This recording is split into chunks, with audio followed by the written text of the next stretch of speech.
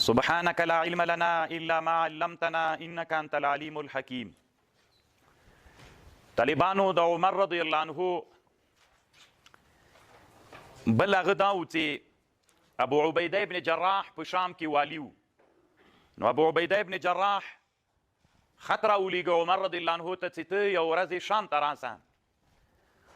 بیا عمر رضی الله عنه د خپل خاص ملګري اسلم سره د مدینې منورې نه روان سو د شام په طرف باندې. خو طالبانو چې کله د شام طرف ته تله هغه ورته ویلې عمر رضی الله عنه اسلم ته وی یوه اوښه د بیت المال د ځانه سره بیایو او نوبت به وي، کله به په اوښه باندې ته سپور یو کله به زه سپور یمه. چې د ما نوبت راغی او ته به اوښه کشکاږې، که د تا نوبت راغی زه به اوښه کشکاږم. نو دوی دواړه روان سول. کله چې شام ته نږدې ورسېدل د یوې لویې اسلامي امپراتورۍ مشر و عمر رضی الله عنه. کله چې شام ته ورسېد نو دا وار د اسلم ده. اسلم په اوښه ناست ده. عمر رضی الله عنه د دې اوښې پړی ونیو او څپلې په لاس کې راواخیستلې. نو اوبو ته ورګډ سو، په اوبو کې تیر سو، بل طرف ته واوښته. هغه ورته وویلې ابو عبیده ابن جراح لقد فعلت یا امیر المؤمنین فعلا عظیما عند اهل الارض. داسې یو فعل دی وکړه چې دا ډېر لوی فعل ده. د دې شام د خلکو په نسبت سره کوم کار چې تا وکړه دا مناسب کار نه و، کاشکې دې نه وی کړی. ولې دې وکړو عمره رضی الله عنه؟ ځکه یو خو دې څپلۍ وویستلې او بل دا اوښه دې له پړي نه نیولې وه او دې خواته راواوښتې او استقبال ته ټول مسلمانان د شام ولاړ ول. عمر رضی الله عنه ورته ویلې ای ابو عبیده، داسې په د عمر رضی الله عنه داسې په سینه کې ابو عبیده ووهه او په زور غږ ورته وکړه انتم کنتم اضل الناس واضل الناس. تاسې ډېر ګمراه خلک وئ، ذلیل خلک وئ. فاعزکم الله بالاسلام، نن چې تاسې ته الله عزت درکړی په اسلام یې درکړی. فمهما تطلب العزة بغیر الاسلام، هر وخت چې تاسې عزت له اسلام نه بغیر په بل شي طلبوئ یذلکم الله عز وجل، الله به تاسې ته ذلت درولي. ذلیلان و ګمراهان وئ، په اسلام الله عزت درکه. نن چې تاسې که عزت له اسلام نه بغیر په بل شي کې طلبوئ نو الله عز وجل به تاسې ته ذلت درکي. نو طالبانو داسې نادره جمله عمر رضی الله عنه ورته ویلې. کله چې امریکایي اشغال و موږ ډېر ذلیلان ولو، چا نه پرېښودلو او خلکو په حقیره سترګه راته کتل. الله عز وجل د اسلام د وجې نه عزت راته نصیب که. اوس چې واکمنان سولو کله اسلام نه بغیر په بل څه کې عزت لټوو الله عز وجل به موږ ته ذلت را نصیب کي، ذلیلان به مو وګرځوي. نو الله عز وجل دې وکړي چې د دغې تاریخي جملې نه موږ استفاده وکړو. نو عمر رضی الله عنه ته الله عز وجل دومره تواضع نصیب کړې وه. عمر طالبانو رضی الله عنه اصل کې یو فکر و. عمر رضی الله عنه یو انفرادي شخص نه و. عمر یو حکومت و، عمر یو سیاست و، عمر یو اسلامي فکر و. عمر رضی الله عنه یو داسې معما ولا یو جامع فکر و. اصل کې مونږ تعبیر د یو سړي کوو. کله چې عمر رضی الله عنه ذکر سي دا یو لوی جامع فکر و د حکومت ولۍ د اسلامي امپراتورۍ یو فکر و عمر رضی الله عنه. عمر رضی الله عنه یو سیاست و، عمر رضی الله عنه یو معنا ولا، عمر رضی الله عنه یو اسلامي حکومت و. دا یو فردي شخص نه و طالبانو، و یو سړی. خو طالبانو را جمع پکې یو لوی فکر و. عمر رضی الله عنه یو ورځ وی ګیا راوشکوله، بیا ویلې یا لیتنی کنت هذه التبنه، کاش کې زه دغه بوټی وای. لیتنی لم اخلق، کاش کې زه نه وی پیدا سوی. لیتنی لم اکو شیئا، کاش کې زه هیڅ شی نه وی. لیت امی لم تلدنی، کاش کې مې مور نه وی زیږولی.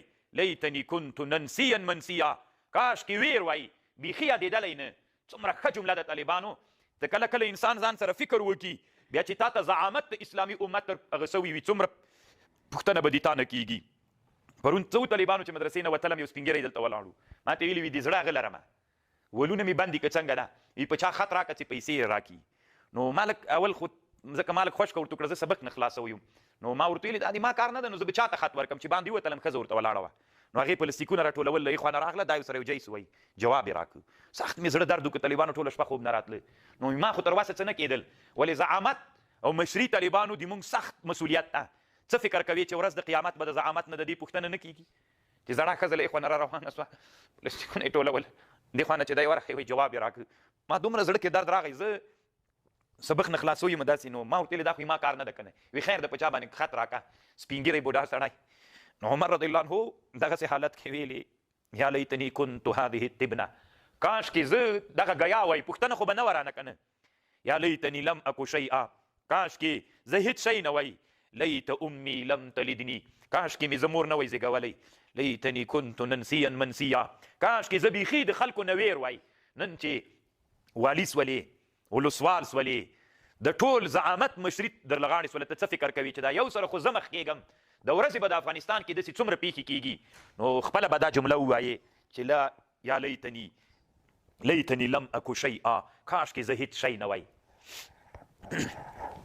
عمر رضی الله عنه وایي لو نادى المنادي من السماء که چیرته یو غږ کوونکی غږ وکړي له اسمان نه یا ایها الناس انکم داخلون الجنة كلكم اجمعون الا رجلا واحد لخفت ان اكون هو که یو سړی له اسمان نه غږ وکړي داسې وایي ای خلکو ټول مسلمانان به جنت ته ننوځئ یو سړی نسي ننوتلی نو کیدای سي هغه سړی وایي زه یم طالبانو مسلمان هلته کامیابه ده چې بین الخوف والرجاوي دومره ډېر خوف سته پې که الله غږ وکړي یو منادي غږ وکړي چې ټول انسانان به جنت ته ننوځي او یو سړی به ننوځي لخفتو زه به وډارسم چې هغه یو سړی به زه یم خو که غږ وکړي لو نادا منادن ایها الناس انکم داخلون النار الا رجلا واحد لرجوت ان اكون انا هو که داسې یو منادي اواز وکړي چې ای انسانانو ټول جهنم ته ننوځئ یو سړی مه ننوځئ نو امید شته چې له یو سړي نه به یو سړی زه یم دومره طالبانو بین الخوف والرجاو الله عز وجل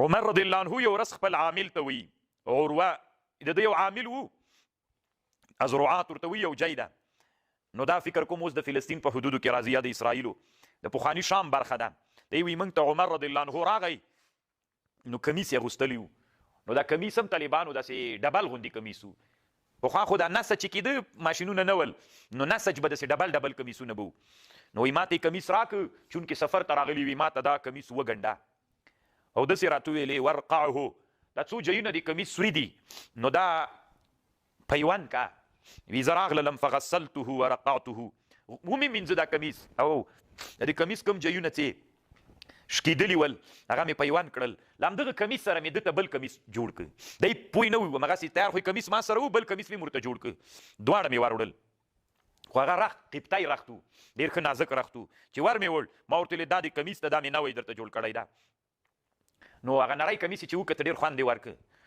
خو بیا ویلې لا حاجة لنا فیه هذا انشف للعراق من په دې ځان رانه خلاص کوي دا ډبل چې ده دا چې زه واغوندم دماغ خولېښې وچوي لکه سفر ده چې وای غوندم نو نری یې وانهغوسته زه یم خوابدی نه کړم ما ته یې ویلې چې دا ډبل کمیس چې ده دا خولې ډېرې ښې وچوي او پیوندونه پکې ول طالبانو اسلامي امت چې ورځ تر بلې د ذلت سره مخ ده مونږ کې د عمر رضی الله عنه غوندې تواضع نشته ده مونږ کې د عمر رضی الله عنه غوندې فکر نشته ده طالبانو ما فکر داسې و مونږ چې کله الله بادشاهي ته راوستلو کاش کې طالبانو زعیمانو یو ورځ رسختي داسې ځان سره تېرولی چې د عمر رضی الله عنه مناقب یې کتلی انسان کله یاغي سي طالبانو کله چې مصروف سي هر څه ترې ویر سي یو ورځ هغه یوه ورځ هم چې نیمه ورځ د عمر رضی الله عنه مناقبو ته کېناستلی دروازه یې ځان پسې بندولی او دا یې ځان سره ویلي چې عمر رضی الله عنه د اسلامي امت داسې خلیفه و چې پیوند کړي کالي اغوستل څومره تواضع عاجزي به انسان کې راسي څومره به بیا د اسلامي امت په مخ لاړ سي څومره به اسلامي امت ته سړی کار وکړي دغه عمر و